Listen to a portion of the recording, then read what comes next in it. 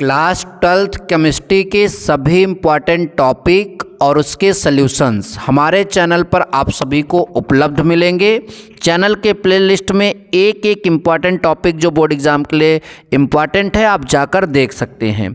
एकदम शुरू से हम यहाँ शुरुआत कर रहे हैं और पहला पार्ट आप सभी का विलयन है। उसके सभी इम्पॉर्टेंट टॉपिक, वो वाले टॉपिक जो बोर्ड एग्ज़ाम में पूछे जाएंगे, वो मैं आप सभी को यहाँ पर बता रहा हूँ। आज के इस टॉपिक में हम क्लियर करने वाले हैं द्रव्यमान प्रतिशतता, आयतन प्रतिशतता और द्रव्यमान आयतन प्रतिशतता। एकदम सरल शब्दों में ध्यान दीजिए। देखिए, ये जो द्रव्यमान प्रतिशतता होती है, आयतन प्रतिशतता होती है और द्रव्यमान आयतन प्रतिशतता होती है, ये विलयन की सांद्रता को रिप्रेजेंट करती है। तो विलयन में क्या कई चीज़ होता है? दो ही चीज़, विलेय और विलायक।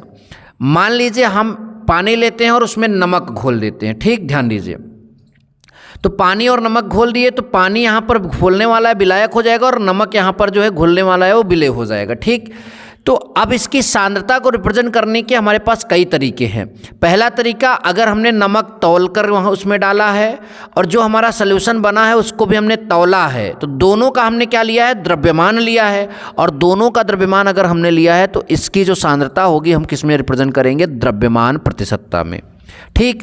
और रिप्रेजेंट करने के लिए विलयन जब बना लेंगे तो उसका कई ग्राम लेंगे? 100 ग्राम लेंगे। तो देखिए ध्यान से, किसी विलयन के 100 ग्राम में कितने?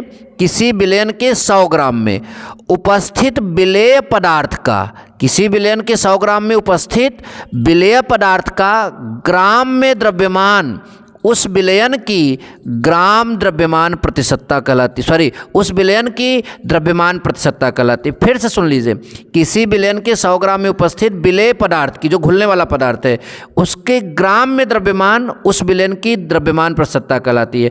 और इसे W/W से प्रदर्शित करते हैं। ऊपर स्मॉल w विलेय का, नीचे कैपिटल W विलयन का। तो फार्मूला क्या बनेगा? विलेय पदार्थ की द्रव्यमान प्रतिशतता बराबर विलेय पदार्थ का द्रव्यमान ग्राम में और बटा विलयन का द्रव्यमान ग्राम में गुणते 100।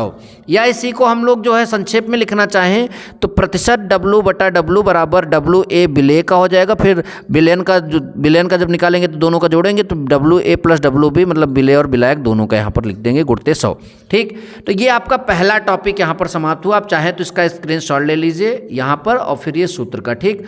अब फिर यहाँ पर इसका मतलब मैंने बताया है और उदाहरण भी मैंने दिया है। WA क्या है? विलेय पदार्थ का द्रव्यमान। WB क्या है? विलायक का द्रव्यमान। और WA + WB दोनों जोड़ दिया जाएगा तो विलयन का द्रव्यमान हो जाएगा और सब ग्राम में लिया जाएगा।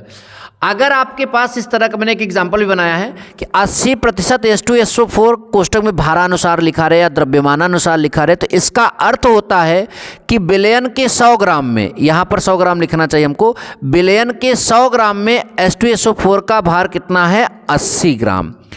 विलयन के 100 ग्राम में H2SO4 का भार कितना है? 80 ग्राम। ये बात आप ध्यान देंगे, ठीक। तो ये हो गया आपका द्रव्यमान प्रतिशतता। और एक बात ध्यान दीजिए, द्रव्यमान प्रतिशतता को भारात्मक प्रतिशतता भी कहते हैं और द्रव्यमान प्रतिशतता ताप पर निर्भर नहीं करती है। अच्छा, आगे चलते हैं। हमारा अगला टॉपिक आ रहा है आयतन प्रतिशतता।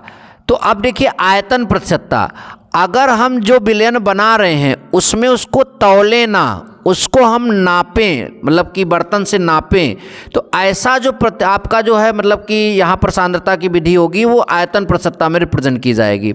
नापने का अर्थ क्या हुआ? लीटर, मिलीलीटर, इसमें अगर आप नापेंगे, ठीक। जैसे आप पानी में जो है एल्कोहल घोल दीजिए, तो दोनों लिक्विड हैं, तो उसको आप तौलोगे थोड़ी, उसको आप नापोगे। तो ऐसी चीज़ों के लिए जो प्रतिशतता प्रदर्शित की जाती है, वो मतलब सांद्रता प्रदर्शित की जाती है, वो आयतन प्रतिशतता होती है। जैसे वहाँ पर 100 ग्राम लिया था, यहाँ 100 मिलीलीटर लेंगे, वैसे ही डिफाइन करेंगे।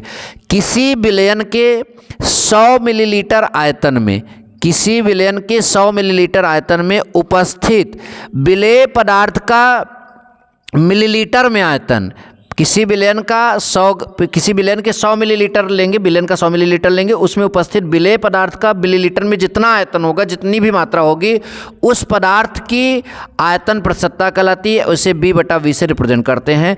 ऊपर स्मॉल b विलेय का हो जाएगा, नीचे कैपिटल B विलयन का हो जाएगा। तो विलेय की आयतन प्रतिशतता बराबर विलेय का आयतन मिलीलीटर में बटा विलयन का आयतन मिलीलीटर में गुणते 100। या फिर जैसे वहाँ फार्मूला बनाए थे, वहाँ W/W था, यहाँ V/V बराबर, वहाँ WA बटा WA प्लस WB, तो यहाँ VA बटा VA plus WB VB गुणते 100। VA क्या है? विलेय का आयतन मिलीलीटर में।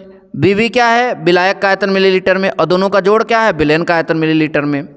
वहाँ पर जैसे एग्जाम्पल लिए थे ऐसे यहाँ पर भी एग्जाम्पल ले रहे हैं।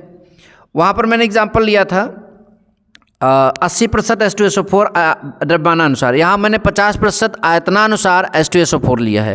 यानी H2SO4 को अब हमने तौला नहीं है, H2SO4 को हमने नापा है।